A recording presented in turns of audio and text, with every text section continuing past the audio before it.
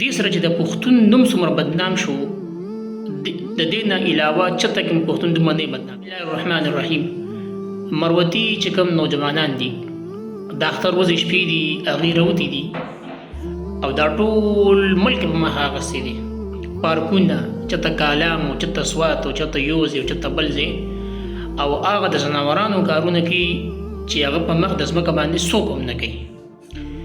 عجیبه عجیبه غوندې ډانسونه کوي، عجیبه نخرې پېخرې کوي، په لارو کوڅو کې چغې چوغارې وایي، پونکي راغستې دي، مړه عجیبه عجیبه غوندې کې حرکات او داسې کارونه کوي چې هغه د ویلو نه دي.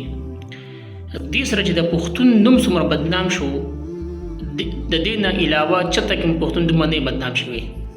پارکونو کې د کچرې هغه ډبې دي، هغې لتې ورکوي، هغه راغورځوي، مړه بس مختلف قسمه داسې کارونه کوي چې هغه د ویلو نه دي.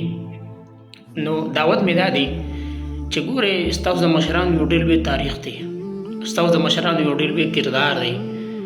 تاسو د افغان پښتانه یې دلته کې بیا راغلي وې، دلته کې آباد شوې، دا ځای ستاسو مشرانو فتح کړی دی.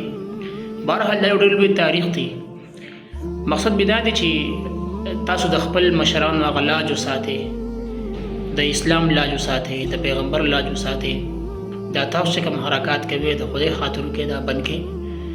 قوم هم په شرمونو باندې وشرمو، پښتو هم په شرمونو باندې وشرمو، د اسلام په شرمونو باندې وشرمو.